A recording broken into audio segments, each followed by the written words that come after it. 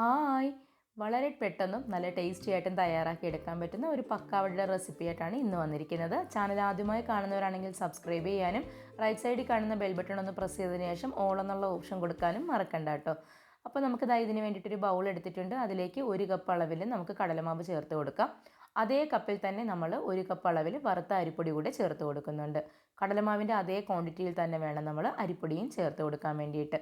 ഇനി നമുക്കിതിലേക്ക് ഒരു 2 ടീസ്പൂൺ അളവിൽ കാശ്മീരി മുളക് പൊടിയും പിന്നെ വേണ്ടത് ഒരു 1/2 ടീസ്പൂൺ അളവിൽ നമ്മുടെ വെളുത്തുള്ളിയുടെ പൊടിയാണ്. അതില്ലാന്നുണ്ടെങ്കിൽ നിങ്ങളൊരു 2 കഷ്ണം വെളുത്തുള്ളി ഒന്ന് ചതച്ചിട്ട് ചേർത്ത് കൊടുത്താലും മതിയാകും.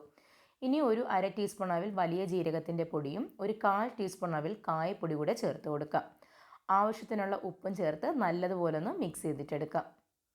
നന്നായിട്ട് മിക്സായി വന്നതിന് ശേഷം നമുക്കിതിലേക്ക് ആവശ്യത്തിനുള്ള വെള്ളം ഒഴിച്ചു കൊടുക്കാം. അപ്പം ഞാനിപ്പോൾ ഏകദേശം ഒരു 1/4 കപ്പ് വെള്ളമാണ് ഒഴിച്ചു കൊടുക്കുന്നത്. നിങ്ങൾ എടുക്കുന്ന മാവ് കറക്റ്റ് അളവ് കപ്പിലല്ല എന്നൊക്കെ ഉണ്ടെന്നുണ്ടെങ്കിൽ ചെറിയൊരു വ്യത്യാസം വന്നേക്കാം. അതനുസരിച്ചിട്ട് മാവ് നല്ല സോഫ്റ്റായിട്ട് നമുക്കൊന്ന് കുഴച്ചിട്ടെടുക്കണം. മാവ് നന്നായി കുഴച്ചെടുത്തതിന് ശേഷം അതിൻ്റെ മുകളിലേക്ക് ഒരല്പം എണ്ണ കൂടെ ഒന്ന് തടവി കൊടുക്കാം. അതിനുശേഷം നമുക്കൊരു 5 മിനിറ്റ് സമയം ഇതൊന്ന് റെസ്റ്റ് ചെയ്യാൻ വേണ്ടിയിട്ട് വെച്ച് കൊടുക്കാം. നമ്മുടെ എണ്ണ തിളയ്ക്കുന്ന സമയം മതിയാകും. ഇനി ഒരു പാനിലേക്ക് ആവശ്യത്തിനുള്ള എണ്ണ ഒഴിച്ചു കൊടുക്കുക. ഇതാണ് നമ്മൾ പക്കാവടയ്ക്ക് എടുക്കുന്ന അച്ച്. സേവനാഴിയിൽ ഒരു 1/4 ഭാഗം നമ്മുടെ മാവ് ചേർത്ത് കൊടുക്കുക. അതിനുശേഷം അത് ക്ലോസ് ചെയ്തിട്ട് ഇതുപോലൊന്ന് ചുറ്റിച്ച് കൊടുക്കുക. ഏകദേശം ഒരു 85% ആകുന്ന വരെ നമ്മളിതൊന്ന് വറുത്തെടുത്താൽ മതിയാകും. ബാക്കി നമ്മളിതൊന്ന് ഫ്രൈ ചെയ്ത് എടുത്തതിന് ശേഷം ഇതിനൊരു മൂപ്പുണ്ട്. അപ്പോൾ ഒരു 85-90% ആവുന്ന സമയത്ത് നമുക്കിത് കോരി മാറ്റാം. ഇതിൻ്റെ കൂട്ടത്തിൽ തന്നെ നമുക്ക് കുറച്ച് കറിവേപ്പിലയും കൂടെ ഒന്ന് വറുത്തെടുക്കണം.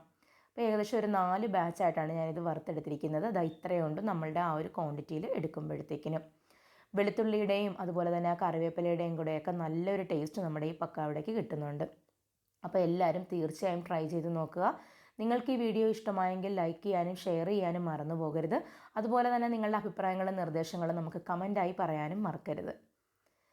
ഇൻഷാ അല്ലാഹ് നാളെ ഒരു നല്ല വീഡിയോയുമായി ഉച്ചയ്ക്ക് 3 മണിക്ക് വീണ്ടും കാണുന്നതായിരിക്കും. Thank you for watching.